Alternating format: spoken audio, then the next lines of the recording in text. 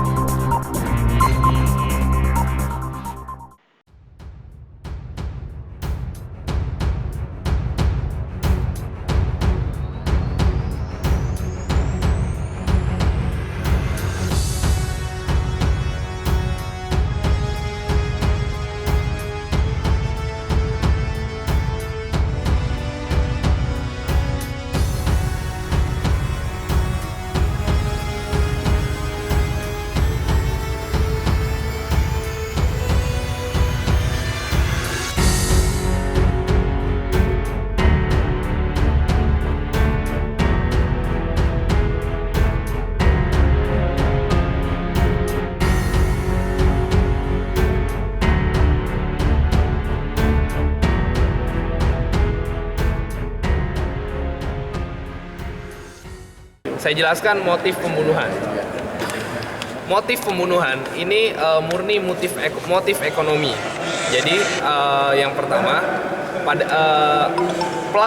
pelaku merupakan suami ketiga korban. Nah, harus kita ketahui dulu, suami pertama korban adalah orang yang cukup kaya, sehingga ketika rekan-rekan melihat di TKP rumah yang cukup besar. Nah, pelaku ini adalah suami ketiga korban yang dia pekerjaannya hanya kuli bangunan. Dia sudah pernah clash dengan keluarganya terkait dengan tanda tangan harta gono gini. Nah, pada saat sudah menjelang 4 bulan pernikahan, sudah mulai terjadi keretakan rumah tangga. Karenanya apa? Karenanya sang istri ini mulai merasakan pendapatannya yang tidak sesuai dengan si suami yang ketiga ini.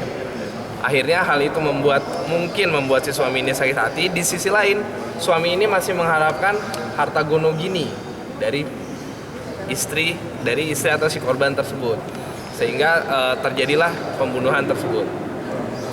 Untuk pasal yang kami gunakan adalah pasal 340 subsidiar pasal 338 KUHP tentang pembunuhan berencana, dan atau pasal 80 ayat 3 Undang-Undang Nomor 35 Tahun 2014 tentang Undang-Undang Perlindungan Anak, karena yang pertama korbannya adalah anak, dan yang selanjutnya pasal 44 ayat 3 Undang-Undang Nomor 23 Tahun 2004 tentang KDRT, karena korbannya juga istri dari pelaku.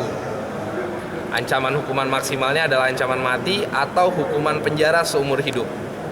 Pada hari Selasa, tanggal 7 Mei 2019 pukul 2.00 waktu Indonesia Barat, telah terjadi peristiwa pembunuhan di Desa Ulemadon, Kecamatan Muara Batu, Kabupaten Aceh Utara.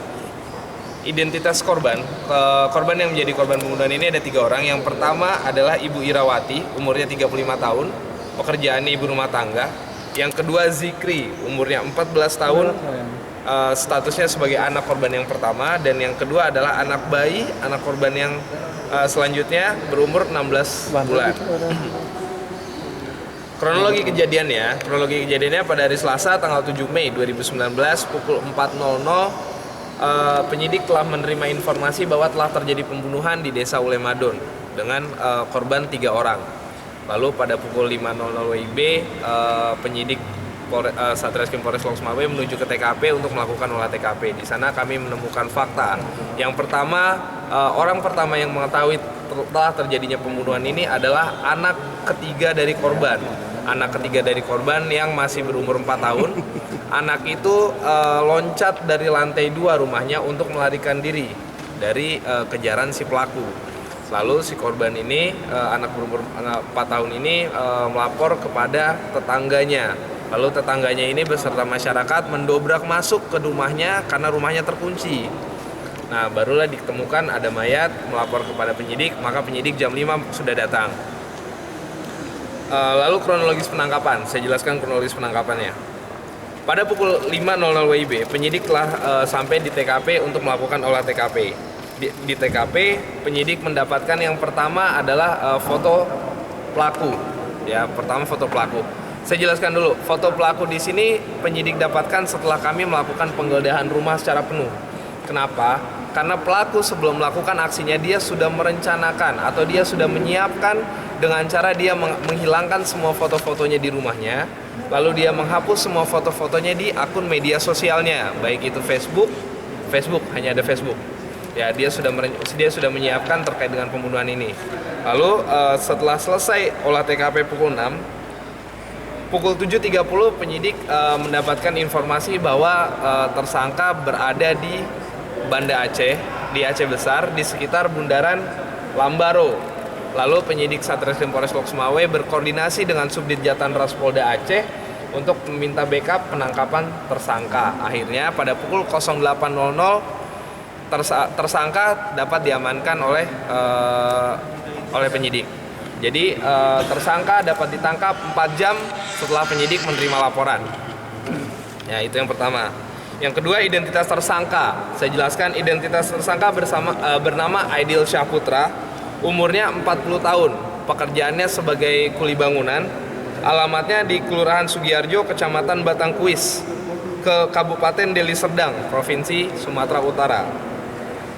Barang bukti yang kami sita adalah yang pertama pisau lipat sebagai senjata pembunuhan, yang kedua HP merek Strawberry dan HP merek Lava, handphonenya tersangka, dan uang tunai sebesar 281.000 yang pada saat itu dipegang oleh tersangka.